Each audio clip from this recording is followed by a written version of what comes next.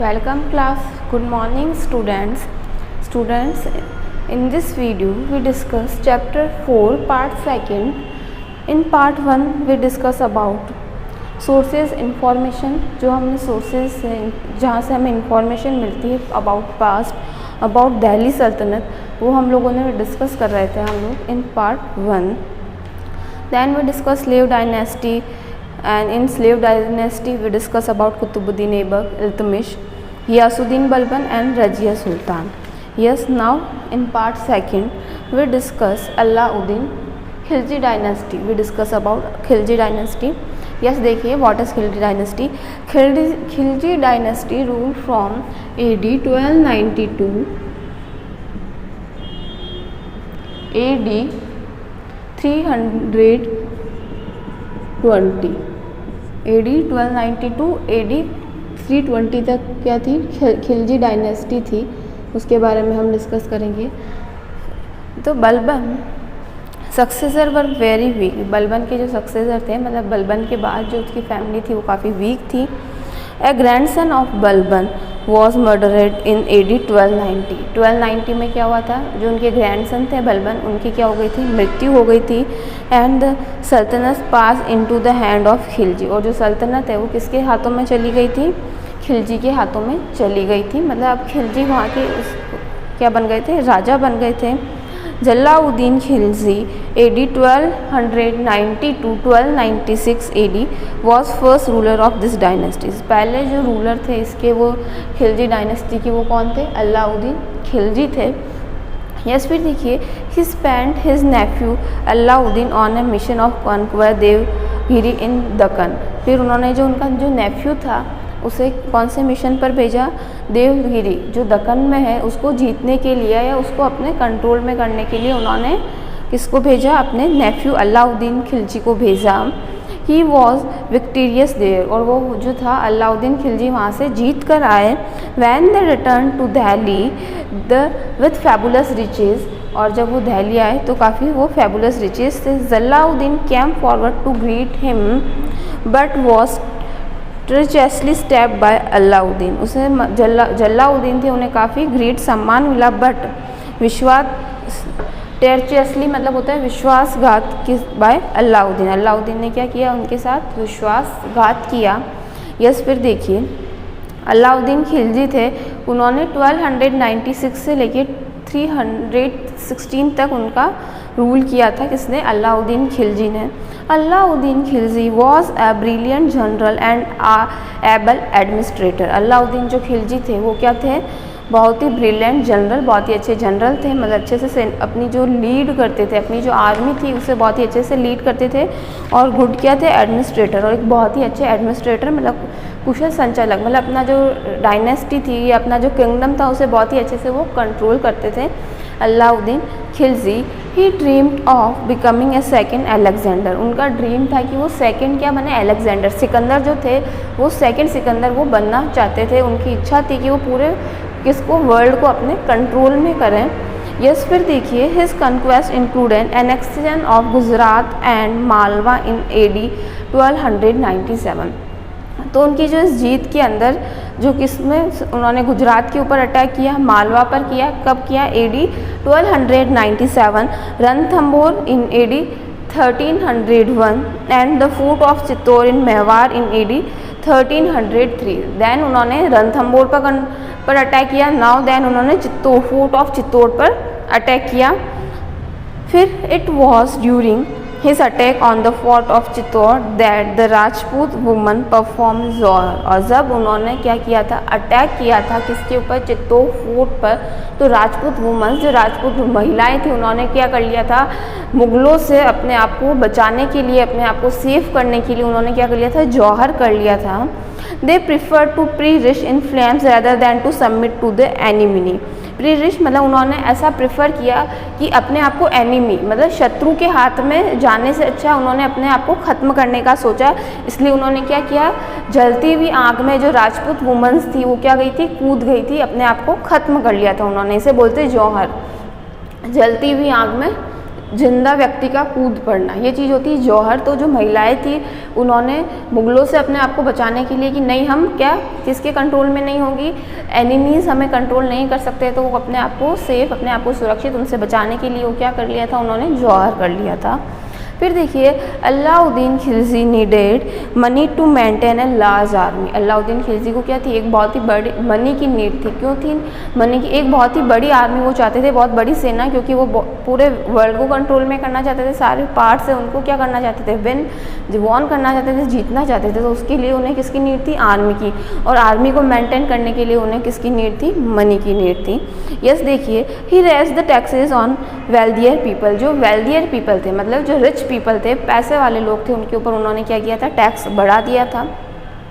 He also kept watch on the revenue collected by his nobles. इसके अलावा जो उनके नोबल्स थे वो जो टैक्स कलेक्ट करते थे उसको वो खुद वॉच करते थे, खुद उसके ऊपर नज़र रखते थे।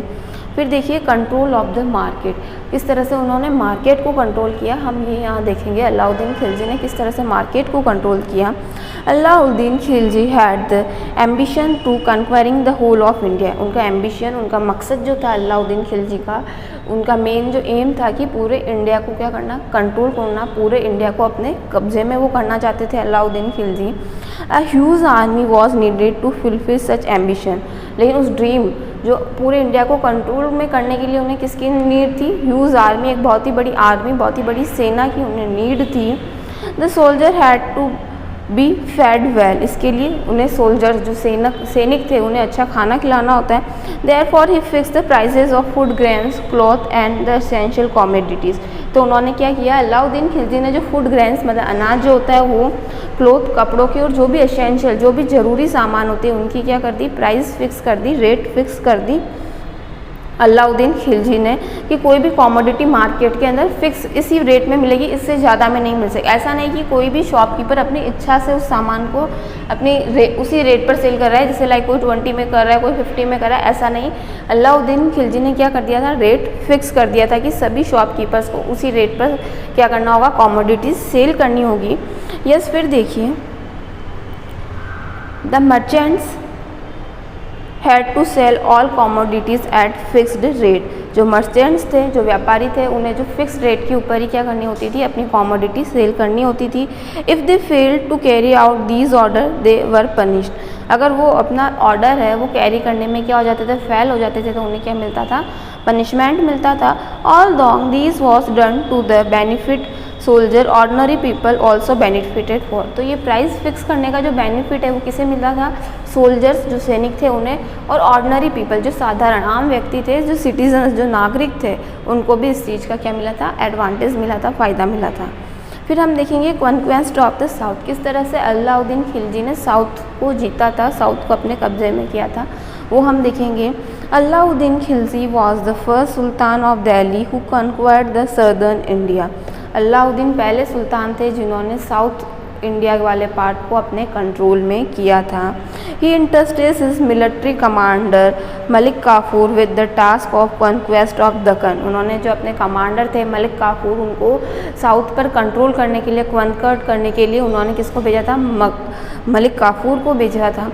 Between AD 1309 and AD 1313 the Yadav of Devagiri, Kakatiyas of वेलगर, Hoysala of Dwara Samudra and the Pandyas of Madurai were subdued. इसमें देखो देवगिरी वाला पार्ट इंक्लूड है, वारंगल वाला पार्ट है, होयसला जो द्वार समुद्र है वो वाला पार्ट, एंड पांड्यास जो मदुराई, ये सारे पार्ट्स इसमें इंक्लूडेड थे। द रूलर ऑफ द्वार समुद्रा एंड वारंगल ये all their wealth and elephants to Malik Kafur. जो द्वार समुद्र और वारंगल के जो राजा थे, किंग्स थे, उन्होंने अपने सारे एलिफेंट्स और अपनी सारी वेल्थ, अपनी संपत्ति किसको दे दी थी, अपना जो पैसा मनी था वो किसको दे दिया था, मलिक काफूर को दे दिया था। The rulers of southern India were allowed to rule on promise of paying tributary regularly. और मतलब उन्होंने कंट्रोल तो कर लिया था, मतलब साउथ वाले पार्ट को उन्होंने विन तो कर लिया था, जीत तो लिया था, बट उन्होंने वहाँ के राजाओं को ही वापस वहाँ पर रूल करने के लिए दे दिया था। उसके बदले उन राजाओं को क्या देना होता था, ट्रिब्यूटरी देनी होती थी, मतलब सलामी देनी होती थी, और कुछ पैसा अपने राज्य का, कुछ मनी कहाँ भेजना होता था, खिलजी डायनेस्टी में या खिलजी राजा को भेजना होता था। During Alauddin Khilji's regime the Mongols raided the sultan of Delhi number of times. अब जब अलाउद्दीन खिलजी क्या थे, राजा थे, किंग थे उस समय, जो क्या किया था, जो मंगोल्स थे उन्होंने भी शासन किया था। फिर देखिए, but he was successful in keeping the Mongols under check, but वो सक्सेसफुली उन्होंने मंगोल्स को अपने अंडर में रखा था। नेक्स्ट देखिए, under Khilji's empire was as large as that of emperor Ashoka. Khilji का जो एम्परर शासन जो था वो उतना ही लार्ज, उतना ही बड़ा था जितना अशोका का था, किंग अशोका का था। Ghazi Malik a general got Khusro Khan the last ruler of Khilji dynasty murdered. यहाँ ये बोल रहा है, जो खुसरो खान जो थे लास्ट रूलर थे खिलजी डायनेस्टी के, जो लास्ट किंग या लास्ट राजा थे, उनका नाम था Khusro Khan. Murdered he then occupied the throne of Delhi, और उनका भी क्या हो गया था, मर्डर हो गया था। Now in after Khilji dynasty we discuss case study about case study about Tughlaq dynasty.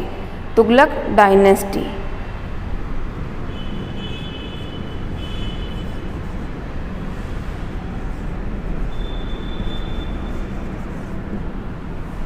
Tughlaq dynasty के बारे में हम यहाँ पढ़ेंगे कि क्या हुआ था। तुगलक जो डायनेस्टी थी वो कहाँ से कहाँ तक थी। देखिए, यस 322 AD 322 AD 1414 तक कौन सी थी, तुगलक डायनेस्टी थी, उसके बारे में हम पढ़ेंगे। सबसे फर्स्ट जो वहाँ थे तुगलक डायनेस्टी में गियासुद्दीन तुगलक। यस, गियासुद्दीन तुगलक के बारे में हम लोग देखेंगे। Ghazi Malik put an end to Khilji dynasty. जो गाजी मलिक थे उन्होंने जो खिलजी डायनेस्टी को ख़त्म किया था। He took the title of Ghiyasuddin Tughlaq, और उन्हें कौन सा टाइटल मिला था, गियासुद्दीन तुगलक का टाइटल मिला था। Yes, Ghiyasuddin Tughlaq Shah ascended the throne in AD 1320। 1320 में जो गियासुद्दीन तुगलक जो थे वो वहाँ पर राजा बने थे तुगलक डायनेस्टी से। गियासुद्दीन तुगलक सबसे फर्स्ट किंग बने थे। फिर देखिए, he conducted campaign against Warangal, Odisha and Bengal to expand his kingdom. अब उन्होंने क्या किया, अपना कैंपेन स्टार्ट किया था अगेन, वो किस पे, वारंगल, उड़ीसा एंड बंगाल पर को कंट्रोल में करना चाहते थे, उस पर कब्जा करना चाहते थे Ghiyasuddin Tughlaq. Yes, he died in AD 1325। वो कब उनकी डेथ हो गई थी, 1325 में उनकी डेथ हो गई थी। When a pavilion built for a public reception for his honour collapsed, और एक उनके ऑनर में, उनके सम्मान में एक पेवेलियन बनाया गया था। या नेक्स्ट हम तुगलक डायनेस्टी में सबसे फर्स्ट हमने गियासुद्दीन तुगलक के बारे में पढ़ा है। नेक्स्ट हम पढ़ेंगे मुहम्मद बिन तुगलक के बारे में। यस, मोहम्मद बिन तुगलक ने जो है AD 1325 टू AD 1351 तक रूल किया था। मोहम्मद बिन तुगलक ने, Mohammed bin Tughlaq was a great scholar and the only sultan to have received good education. Mohammed bin जो तुगलक थे वो एक ग्रेट स्कॉलर थे, स्कॉलर मतलब विद्वान थे, and only sultan to have received education, और वो ही एक ऐसे राजा थे जिन्होंने एजुकेशन मतलब शिक्षा ग्रहण करी थी। मतलब कि एजुकेटेड किंग ओनली कौन थे, Mohammad bin Tughlaq he educated king थे। He has often been describe as a mixture of opposites. उन्हें मिक्सचर ऑफ अपोजिट्स भी बोला जाता था। मिक्सचर ऑफ अपोजिट का मीनिंग होता है, मिक्सचर ऑफ अपोजिट का मीनिंग होता है कि वो पर्सन जो रॉन्ग टाइम पर डिसीजन लेता है। एक तो जब डिसीजन ले रहा है वो टाइमिंग क्या होती है, वो रॉन्ग होती है, और अब वो डिसीजन को चेंज करता है तो भी क्या करता है, जब टाइम निकल जाता है उसके बहुत ही बाद में उस डिसीजन को चेंज करता है। तो इसलिए वो पर्सन कहलाता है मिक्सचर ऑफ अपोजिट। मतलब एक तो वो रॉन्ग टाइम पे डिसीजन लेना और उस डिसीजन को चेंज भी करता है, तो बहुत ही आफ्टर लॉन्ग टाइम चेंज करता है। तो इससे जो उसके जो ये मोहम्मद बिन तुगलक जो राजा थे, तो उनके जो राज्य में, उनके किंगडम में क्या था, इम्बैलेंस रहता था। वो किसी भी चीज़ को प्रॉपरली कंट्रोल नहीं कर पाए थे और एक गुड किंग नहीं वो बन पाए थे मोहम्मद बिन तुगलक। इसलिए उन्हें बोलते थे मिक्सचर ऑफ अपोजिट्स, कि वो सारे जो अपोजिट्स थे उनको क्या कर देते हैं, मिक्स कर देते थे। यस, देखिए किस तरह से वो करते थे। He was kind as well as cruel, वो जितने दयालु थे उतने ही क्रूल, मतलब उतने ही वो क्या थे, कठोर भी थे। जितने वो लोगों के साथ काइंडनेस करते थे उतने ही वो क्या थे, क्रूर भी थे। ही वॉज वाइज, वो चतुर थे Mohammad bin Tughlaq. Yet at time he behaved unwisely that resulted in great misery of the people, लेकिन जब वो लोगों के साथ अनवाइजली, मतलब सही ढंग से बिहेव नहीं करते थे, अनवाइजली जब वो लोगों के साथ बिहेव करते थे तो लोगों को काफ़ी सारी मिजरी, मतलब कष्ट, लोगों को काफ़ी सारी प्रॉब्लम्स फेस करनी पड़ती थी। जो आम पब्लिक थी उन्हें काफ़ी सारी प्रॉब्लम्स फेस करनी पड़ती थी। यह सब हम पढ़ेंगे टैक्सेशन ऑफ डॉग, कि कुछ जो डिसीजंस उन्होंने लिए थे मोहम्मद बिन तुगलक ने, कि किस तरह से वो जो डिसीजंस थे वो रॉन्ग साबित हुए थे या रॉन्ग प्रूव हुए थे, उनके बारे में हम देखेंगे। यस, देखिए the territory between the Ganga and the Yamuna is considered very fertile. जो टेरिटरी थी, जो गंगा और यमुना वाला जो एरिया है वो काफ़ी फर्टाइल, मतलब उपजाऊ एरिया, उसे मतलब एग्रीकल्चर लैंड के लिए वो बहुत ही सुटेबल लैंड है। वो इज़ नॉन एज डोब, और इसलिए उसे डोब एरिया बोलते हैं, क्योंकि वो बहुत ही फर्टाइल उपजाऊ लैंड है, इसलिए उसे कौन सा एरिया बोलते हैं, डोब एरिया बोलते हैं। In order to increase revenues Muhammad bin Tughlaq increase the rate of tax and order his officials to release the tax strictly. तो जो मोहम्मद बिन तुगलक थे उन्होंने क्या कर दिया था, वहाँ पर टैक्स रेट इंक्रीज़ कर दी थी, मतलब कि वो लैंड बहुत अच्छी है, यहाँ पर जो फूड है, ये जो ग्रेन्स है वो बहुत ही अच्छे होते थे, तो उन्होंने उस जगह पर क्या कर दिया था, डोब वाले एरिया में टैक्स को क्या कर दिया था, इंक्रीज़ कर दिया था। तो उन्होंने टैक्स इंक्रीज़ कर दिया था, और ऐसा क्यों किया था, ताकि रेवेन्यू ज़्यादा हो, ताकि जो किंग है उसकी रेवेन्यू इनकम क्या हो जाए, ज़्यादा हो जाए। Mohammed bin Tughlaq increase the rate of tax and order his official to realize his tax strictly, और उन्होंने जो अपने ऑफिसर्स थे उनको स्ट्रिक्टली ऑर्डर दिया कि आपको प्रॉपरली टैक्स कलेक्ट करना ही है लोगों से। जो डोब एरिया में जो पर्सन एग्रीकल्चर के अंदर इन्वॉल्व है उनसे आपको क्या करना है, टैक्स प्रॉपरली कलेक्ट करना है।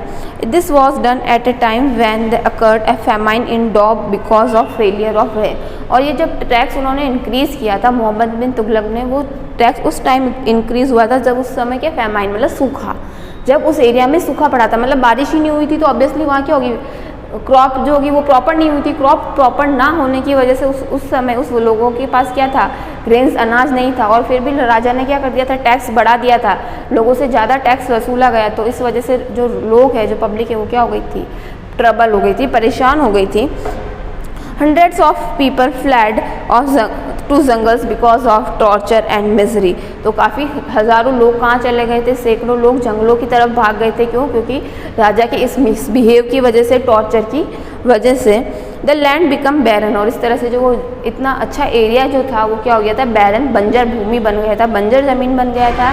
ही later provided liberal relief but then it was too late. उसके बाद उन्होंने रिलीफ भी प्रोवाइड करवाया था किंग ने, बट वो टू लेट, बहुत देर हो चुकी थी। तो बोल रहा है ना ये मिक्सचर ऑफ अपोजिट, कि वो एक तो रॉन्ग टाइम पे डिसीजन लेते थे और उस डिसीजन को जब चेंज करते थे तब भी बहुत क्या हो जाता था, लेट हो जाता था। तो उन्होंने एक तो जब बारिश नहीं हुई तब तो टैक्स बढ़ा दिया था, और अब उन्होंने लोगों को रिलीफ भी दिया था, लेकिन बहुत ही लेट दिया था, तब तक बहुत देर हो चुकी थी।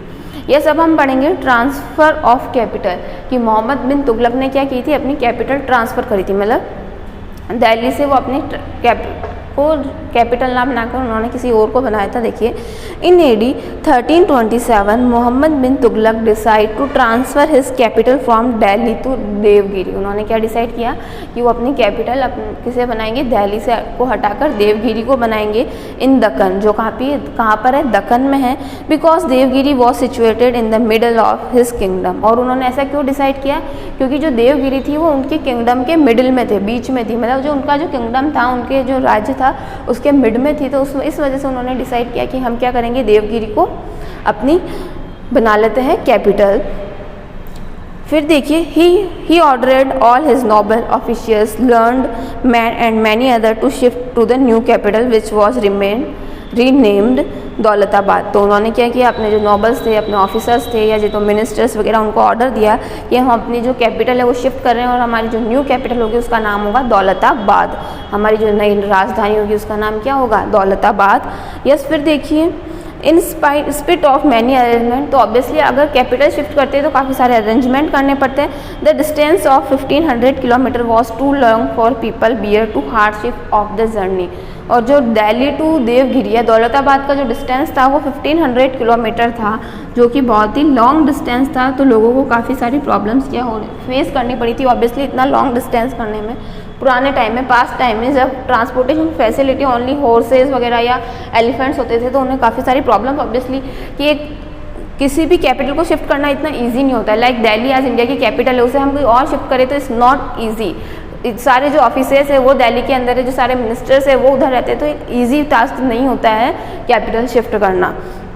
तो और जर्नी थी वो टू लॉन्ग थी, तो इस वजह से लोगों को काफ़ी सारे ट्रबल फेस करने पड़े थे। As soon as the sultan realize that the scheme had failed, बहुत ही जल्दी क्या हो गया, सुल्तान जो मोहम्मद बिन तुगलक थे उन्हें रियलाइज़ हो गया, एहसास हो गया कि उनका जो ये डिसीजन है वो कौन सा डिसीजन है, रॉन्ग डिसीजन है। He ordered the people to return to Delhi. Then उन्होंने वापस से क्या ऑर्डर दिया, लोगों को दिल्ली आने का ऑर्डर दिया कि हम वापस से जो कैपिटल कहाँ शिफ्ट कर रहे हैं, Delhi. They brought more misery to the people, और इस वजह से लोगों को काफ़ी सारे मिजरी, कष्ट या प्रॉब्लम्स फेस करनी पड़ी थी। यस, यहाँ पर देखिए एम्पायर ऑफ मोहम्मद बिन तुगलक, यहाँ पर जो मैप दिया हुआ उसमें मोहम्मद बिन तुगलक है उनका एम्पायर दिखाया हुआ है।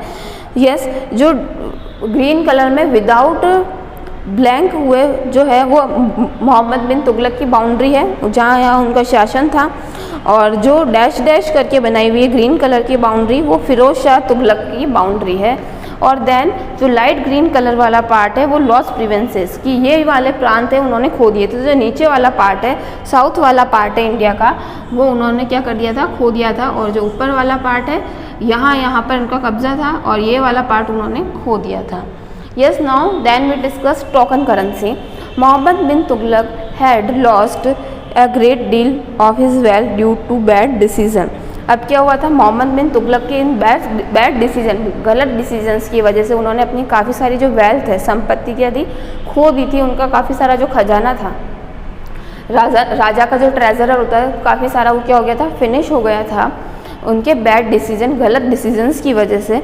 ही decide to introduce token currency in brass and copper in place of gold and silver. अब उन्होंने जो मोहम्मद बिन तुगलक ने डिसाइड किया कि पहले क्या गोल्ड और सिल्वर के कॉइन चलते थे, तब उन्होंने डिसाइड किया कि अब वो किसके, ब्रास और कॉपर, जो तांबे के सिक्के और जो ब्रास होते हैं उसके सिक्के कॉइन्स वो लोग यूज़ करेंगे। He issued an order that the people should use accept these coins just like gold and silver coins. और उन्होंने ये ऑर्डर इशू किया किंग ने कि जिस तरह से गोल्ड और सिल्वर के कॉइन्स एक्सेप्टेड होते हैं, उसी तरह से ब्रास और जो कॉपर है उसके कॉइन्स भी क्या करने हैं, एक्सेप्ट करने हैं, मतलब वो यूज़ है। लाइक जैसे अभी हम लोग नोट यूज़ करते हैं तो उसी टाइम्स कॉइन्स यूज़ होते थे, तो उन्होंने बोला ब्रास के कॉइन्स और ब्रॉन्ज के कॉइन्स भी आप लोग यूज़ करिए। This experiment also failed. तो जो ये मोहम्मद बिन तुगलक का ये थर्ड एक्सपेरिमेंट था वो भी क्या हो गया, फेल हो गया। Gold and silver coins disappeared from the market and फ्रॉज coins manufactured by people. तो इस तरह से क्या हो गया, जो सिल्वर और गोल्ड कॉइन्स थे वो लोगों ने अपने पास रख लिए, और फ्रॉज कॉइन मतलब नकली कॉइन मार्केट के अंदर आ गए, लोगों ने नकली कॉइन मैन्युफैक्चर करना स्टार्ट कर दिया। By the people their homes came to the circulation, लोग अपने घर पर ही वो कॉइन्स बनाने लगे, जो ब्रॉन्ज के कॉइन्स और कॉपर कॉइन्स, और उनको यूज़ करने लगे। Trade and business come to stand still, the treasury became empty and the prestige of empire suffer. और इस तरह से जो राजा की ट्रेजरी मतलब जो खजाना था वो क्या हो गया, एम्पटी, खाली हो गया, and Prestige of empire suffer. और इस तरह से जो राजा की प्रेस्टीज थी, प्रतिष्ठा थी, उसको भी काफ़ी सारा सफ़र करना पड़ा था। यस, अब प्लान ऑफ कन्क्वेस्ट, उन्होंने जो जीतने के लिए अलग अलग किंगडम्स को जीतने के लिए जो प्लान बनाए थे उसके बारे में यहाँ देखेंगे हम। मोहम्मद बिन तुगलक वांटेड टू कन्क्वेर फारस, ईरान, चाइना। अब वो क्या, ईरान, पारसिया जिसे पहले बोलते थे अभी ईरान बोलते, और चाइना को कंट्रोल करना चाहते थे। For about a year he went on making preparation, और उसके लिए उन्होंने क्या करी थी, प्रिपरेशन स्टार्ट करी थी चाइना और ईरान को कंट्रोल करने के लिए। Ultimately he had to give up this project, this put a heavy strain on the royal treasury. लेकिन अब लास्ट में उस जो उनका जो प्लान था कंट्रोल करने का, उस प्लान को उन्हें क्या करना पड़ा, गिव अप, छोड़ना पड़ा उस प्लान को। क्यों? क्योंकि उस प्लान के लिए उन्हें काफ़ी सारी आर्मी की नीड थी और आर्मी के लिए उन्हें काफ़ी सारे मनी की नीड थी जो उनके पास नहीं थी। तो उन्होंने इस प्लान को क्या कर दिया, ड्रॉप आउट कर दिया, छोड़ दिया। Mohammed bin Tughlaq's personal life was marked by a high standard of morality. यहाँ ये बोल रहा है मोहम्मद बिन तुगलक की जो पर्सनल लाइफ थी वो काफ़ी सारी मॉरलिटी वाली थी। He was a great scholar, वो काफ़ी एक विद्वान थे। Loved fine art and music, उन्हें कला से और म्यूज़िक से उन्हें काफ़ी लव था। But as a ruler he failed, but as a ruler मतलब एज ए किंग वो क्या हो गए थे, फेल हो गए थे, क्योंकि उनके जो सारे डिसीजंस थे वो क्या थे, रॉन्ग डिसीजंस थे। He lacked practical wisdom, he inherited a vast kingdom, क्योंकि उन्हें जो किंगडम है, जो राज्य है वो विरासत में मिला था। ऑब्वियसली उनके फादर थे, उनके फादर के बाद वो राजा बन गए थे, तो उन्हें कोई मेहनत नहीं करी थी, कोई हार्ड वर्क नहीं किया था राजा बनने के लिए। But at the time of his death he it was considerably reduce in size, और उनकी डेथ के टाइम जो उनके किंगडम है वो काफ़ी स्मॉल हो गया था, उसकी साइज़ जो है वो रिड्यूस हो गई थी। His weakness resulted in repeated revolt in many part of the kingdom, वो वीक होने की, उनकी वीकनेस की वजह से, उनकी कमज़ोरी की वजह से वो उन्हें काफ़ी सारी बार क्या रिवॉल्ट फेस करने पड़े, विद्रोह फेस, जो उनके नोबल्स थे या उनके किंगडम अपने ही राज्य के अंदर उन्होंने काफ़ी सारे रिवॉल्ट फेस किए थे। नाउ अब then we discuss Firoz Shah Tughlaq. After Muhammad bin Tughlaq we discuss about Firoz Shah Tughlaq. Coins of Firoz Shah Tughlaq you see in your book, की बुक के अंदर आप पिक्चर्स देख सकते हैं किस तरह के कॉइन्स फिरोज शाह तुगलक ने इशू किए थे। 1350 AD 1351 टू 1388 तक उन्होंने रूल किया था फिरोज शाह तुगलक ने। यस देखिए, Mohammed bin Tughlaq died in AD 1351। Mohammed bin Tughlaq की डेथ कब हो गई थी? 1351 में उनकी डेथ हो गई थी। According to Badauni the sultan was free of his people and they of him. According to Badauni के अकॉर्डिंग जो क्या थे, सुल्तान क्या हो गए थे, फ्री हो गए थे। He was succeeded by his cousin, अब उनके जो मतलब उनके बाद जो राजा बने थे उनके जो कज़िन थे Firoz Shah Tughlaq. Firoz Shah Tughlaq faced a difficult situation, Firoz Shah Tughlaq ने भी काफ़ी डिफ़िकल्ट सिचुएशन फेस करी थी, कठिन हार्ड जो सरकमटेंसेस हैं उन्होंने फेस किए थे वो फिरोज शाह तुगलक ने। Yes, the empire was shrinking, क्योंकि जो उनका एम्पायर जो शासन है वो श्रिंक होता जा रहा था, मतलब सिकुड़ता छोटा होता जा रहा था। क्यों? क्योंकि उन्होंने जो मोहम्मद बिन तुगलक ने काफ़ी सारे रॉन्ग डिसीजन ले लिए थे, तो इस वजह से उनका एम्पायर, उनका जो किंगडम है वो छोटा होता जा रहा था, श्रिंक होता जा रहा था। The army, the noble and the ulemas all wish to have greater say in administration of the empire. अब जो आर्मी, उनकी सेना थी, उनके जो नोबल्स थे, जो उलेमास जिन्हें मतलब मुस्लिम धर्म के बारे में नॉलेज होता है, काजी वगैरह थे, वो सारा क्या कर रहे थे, अब एम्पायर के अंदर, उनके जो एडमिनिस्ट्रेशन के अंदर बोलने लगे थे या उनका भी रोल हो गया था। ही थ्रू अ डिसयूनिगाइडेड मिलिट्री लीडर, अब जो मिलिट्री के जो लीडर्स थे वो भी क्या कर रहे थे, वो प्रॉब्लम्स भी उन्हें फेस करनी पड़ रही थी। तो लैक्ड करेज एंड कन्विक्शन, और सभी क्या थे, लाइक ऑब्वियसली मोहम्मद बिन तुगलक की वजह से सभी को लग रहा था फिरोज शाह तुगलक भी एक सही राजा नहीं साबित हो पाएंगे। He failed in his two expedition against Bengal which he lost for ever, और उन्होंने भी अभियान चलाया था बंगाल जीतने के लिए, लेकिन उसमें वो क्या हो गए थे, फेल हो गए थे। फिर देखिए which he lost for ever, he also made no effort to conquer Deccan, उसके बाद उन्होंने कोई एफर्ट नहीं किया था जो दक्कन वाला जो पार्ट है उसको कंट्रोल करने के लिए, क्योंकि वो अपने फर्स्ट प्लान में क्या हो गए थे, फेल हो गए थे। तो उन्होंने नेक्स्ट टाइम ट्राई नहीं किया था दक्कन को कंट्रोल करने के लिए। Firoz Shah Tughlaq's reason was a reason of peace, तो इस तरह से जो फिरोज शाह तुगलक का जो रीज़न, जो एरिया था वो एक पीस, शांतिपूर्ण एरिया था। The welfare of the people become his primary interest, अब जो फिरोज शाह तुगलक किस पे फोकस कर रहे थे, वो पीस, शांति चाहते थे, लोगों की भलाई चाहते थे, लोगों के वेलफेयर के लिए वो वर्क करना चाहते थे। ही टुक एफर्ट टू इम्प्रूव कल्टीवेशन, तो उन्होंने कल्टीवेशन मतलब लोगों को जो कृषि कार्य, वो कृषि को इम्प्रूव करना चाहते थे। He reclaimed waste land and brought it under farming, जो वेस्ट जो लैंड थी उनको उन्होंने क्या बनाई, उपजाऊ इस तरह से बनाई कि लोग वहाँ से क्या कर सके, खेती कर सके, एग्रीकल्चर कर सके। He repaired all canals and dug new ones, उन्होंने जो ओल्ड जो कैनल्स थी उनको रिपेयर करवाई। कैनल्स मतलब जो नहरें वगैरह होती है ताकि जिससे खेतों में पानी जाता है सिंचाई के लिए, तो उन्होंने वो फैसिलिटी, कल्टीवेशन वाली फैसिलिटी प्रोवाइड कराई, सिंचाई फैसिलिटी की, ताकि लोगों को आसानी से अपनी जो क्रॉप्स है उनको पानी पिला सके। और देन उन्होंने न्यू कैनल्स भी बनवाई। फिर सेकंड जो उन्होंने किया, ही रिड्यूस द टैक्सेस, उन्होंने टैक्स भी कम किए, टैक्स जो रेट थी वो कम करी। Third, he was great builder and build towns, उन्होंने काफ़ी सारी अच्छी बिल्डिंग्स और टाउन्स कस्बे उन्होंने बनाए, स्कूल्स उन्होंने बनाए, मदरसा बनाए, मॉस्क्यूज़ मस्जिद बनाई और हॉस्पिटल्स बनवाए, मतलब लोगों के वेलफेयर के लिए उन्होंने वर्क किया। He built a new capital at Delhi and name it Firozabad, और उन्होंने एक न्यू कैपिटल बनाई जिसको नाम दिया फिरोज़ाबाद, दिल्ली में ही। यस, फिर देखिए, built a new capital at Delhi name it Firozabad, उन्होंने उसे Firozabad. Firoz Shah Tughlaq proclaim himself as a true Muslim king, वो अपने आप को, फिरोज शाह जो तुगलक थे, अपने आप को ट्रू मुस्लिम किंग, एक अच्छा मुस्लिम राजा प्रूव करना चाहते थे। Unfortunately he was intolerant towards other religions, वो अदर जो रिलीजन्स थे, अदर जो धर्म थे उनमें विश्वास नहीं था, लाइक हिंदू धर्म है या फारसी धर्म है, उसमें उनका विश्वास नहीं था, वो उन्हें टॉलरेट बिल्कुल, मतलब इस धर्म के साथ उनकी सिंपैथी नहीं थी, वो उनसे मिसबिहेव करते थे या उनके लिए वर्क नहीं करते थे, अदर धर्म के लोगों के लिए, अदर रिलीजन्स के लिए। He could not tolerate even the Shias, he impose jizya tax on the non Muslims, जो नॉन मुस्लिम लोग थे उनके ऊपर उन्होंने कौन सा टैक्स लगा दिया था, जजिया कर उसे नाम दिया गया है, मतलब जो मुस्लिम नहीं हैं, नॉन मुस्लिम है, उनको एक टैक्स देना होता था, उस टैक्स का नाम था जजिया टैक्स।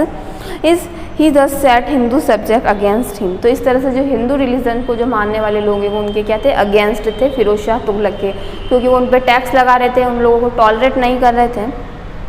यस, फिर हम देखेंगे फिरोज शाह तुगलक सक्सेसर के बारे में देखेंगे।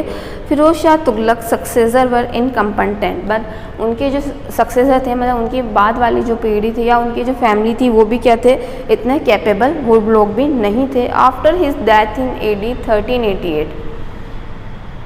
1388 में उनकी मृत्यु के बाद हिज डिसेंडेंट्स, उनके जो वंशज थे, रोज अगेंस्ट ईच अदर, वो खुद ही क्या हो गए थे, एक दूसरे के खिलाफ हो गए थे। द एम्पायर स्टार्टेड डिसइंटीग्रेटिंग, और इस तरह से जो उनका एम्पायर था, उनका शासन था, वो क्या हो गया था, डिसइंटीग्रेट, मतलब टुकड़ों में बट गया था, काफ़ी स्मॉल पार्ट्स उसके हो गए थे। Only Punjab and Delhi remain under the control of Tughlaqs, अब क्या था, सिर्फ पंजाब वाला पार्ट है और दिल्ली वाला जो पार्ट है वही उनके कंट्रोल में था, बाकी जो एरिया से उनका जो तुगलक्स का कंट्रोल क्या हो गया था, हट गया था। क्यों? क्योंकि फिरोज शाह के जो सक्सेसर थे वो वीक थे, वो आपस में फाइट कर रहे थे और रिवॉल्ट्स काफ़ी सारे हो रहे थे किंगडम में, तो इस वजह से उनका जो किंगडम है वो क्या हो गया था, रिड्यूस होते होते ओनली पंजाब एंड वाला पार्ट और दिल्ली वाला पार्ट ही उनके कंट्रोल में रह गया था। तो यहाँ हमने पढ़ा कि किस तरह से जो तुगलक एम्पायर में जो राजा हुए थे वो इतने सक्सेसफुल किंग नहीं हो पाए थे, क्योंकि उन्हें आइडिया नहीं था या नॉलेज नहीं था कि किस तरह से रूल करना है, उनकी जो पॉलिसीज़ थी वो फेल होती जा रही थी। तो यहाँ केस स्टडी के अंदर हमने तुगलक एम्पायर के बारे में डिस्कस किया है। और अब अलाउद्दीन खिलजी के बारे में हमने देखा था कि किस तरह से अलाउद्दीन खिलजी ने मर्डर करके फ्रॉड से खुद वो राजा बन गए थे। यस, तो हमने देखा कि 1290 to 320 तक किस तरह से दिल्ली सल्तनत में किन किन ने राज किया था उसके बारे में हम लोगों ने यहाँ डिस्कस किया था। फिर उसके बाद कौन आ गए थे, तुगलक्स आ गए थे। तो now in your part second is complete in this video, part second हम लोगों ने इस वीडियो में कंप्लीट कर लिया है। In next video we discuss part third of chapter 4। Chapter 4 का हम पार्ट थर्ड डिस्कस करेंगे। उसमें हम सैयद डायनेस्टी, लोधी डायनेस्टी के बारे में, सिकंदर जो लोधी थे और दिल्ली सल्तनत में किस तरह से एडमिनिस्ट्रेशन था उसके बारे में हम लोग डिस्कस करेंगे इन next video part third. Thank you, have a nice day.